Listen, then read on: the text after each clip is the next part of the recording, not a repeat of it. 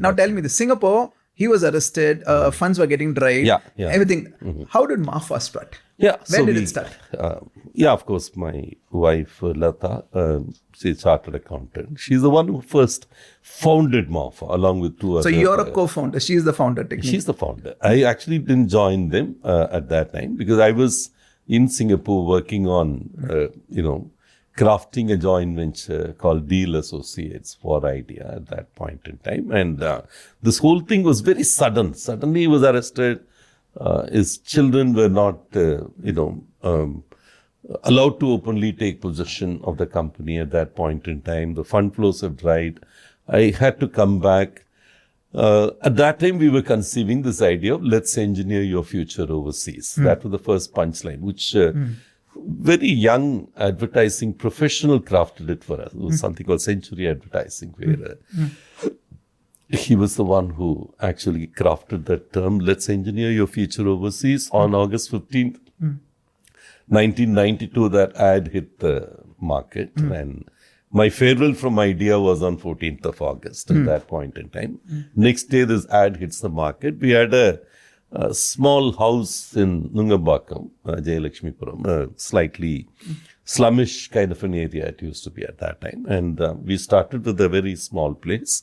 Lata was already running it. In fact, by the time when I landed here, she was gracious to bring me in as a co-promoter. And we used to have a 24/7 office, an office which will work every hour in the place. We had a shift system for people who come in because we want all the time. I was looking at all these 26 countries where I had done this deputation business. An idea at that time, their future was a little unsure. And when I moved out, this was something which the first day when the ad hit the market and we had 60,000 rupees from our PF fund at that time. That was what we had to start with.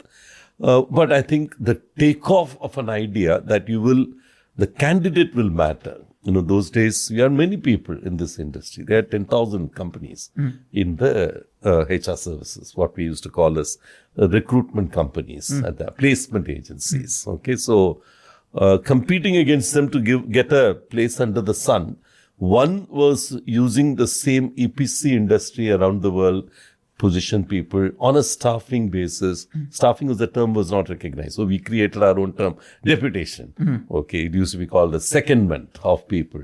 So that was a good niche which we had. And I knew that in 26 countries, how the system operates. So moving to everybody, all of that kind of a stuff.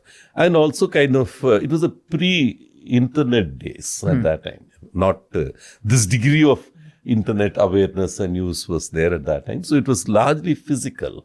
We used to even use faxes at that time to send biodata. For people who have no idea what you're talking about faxes now. Faxes to biodata, using biodata. The pager days which were operating. So it was very physical world at that time. So like we used to have these 24/7. So we used to sleep in office.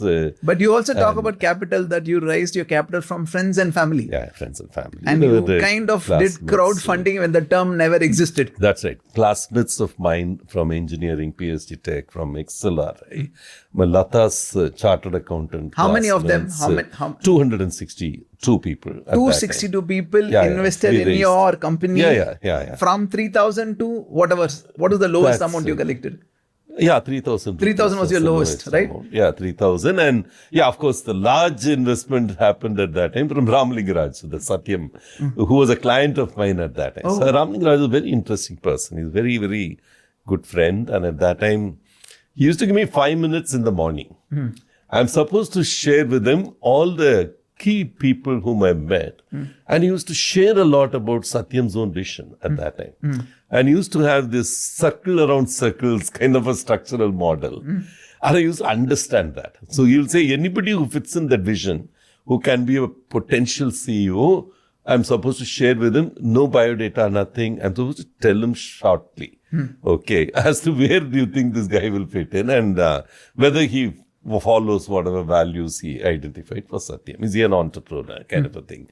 We actually placed 8 very key people with him. Okay, after that the interviews will happen, everything will happen, the HR will happen, everything will happen. But this 5 minutes used to be very precious for me. Morning, I need to just quickly tell him, okay, this guy, this is what he is, this is what he is, this is what he is, this is where he'll fit in, kind of a thing. Then Tadak send that with a note which is written there, kind of a thing. And that was a phenomenal thing. And he gave 20% of the billing value as an investment in the company. Oh. Okay, so he was the largest investor, 27 lakhs by his Satyam promoter in one of his group companies' name. And he, of course, carried home 4 crores when he exited later within 4 years or whatever. But it was a very interesting validation for us that our clients can invest in. So it's your clients, company. friends, family, that's all. So from 1992, you started building. Yeah, 2000 we took the venture capital. At that time, the term venture capital was very new. Yeah. We were the first in our industry to take $2 million as venture capital from 3 VCs. And the VCs also a very non-traditional VC, the world's third richest Indian at that time, Mr. Bagri, Lord Bagri, as he used to call. He was the chairman of London Metal Exchange. So he invested through his brother-in-law who was running Usha Martin Ventures here and who came through one very good friend of mine, Mr. Brijesh Payani, who was part of my board at that time. So we always had diversity as a key value, for a Tamil South Indian company. We were always valuing diversity. Like if I have a Bengali who's coming to work in Chennai, he would be given a preference. If he's a Tamilian sitting in Delhi, he would be given a preference. Our office used to consciously have diversity embedded there, from the very beginning. And of course, we always had 50 to 52% of our workforce as women. We always had people from different countries used to work. Very quickly we went into capturing the world. So 18 countries we had. Yeah, you had 80 countries, 70 offices. No, India we had 242 offices at some point in time. So, the scale, scope and depth, the 3 dimensions of entrepreneurship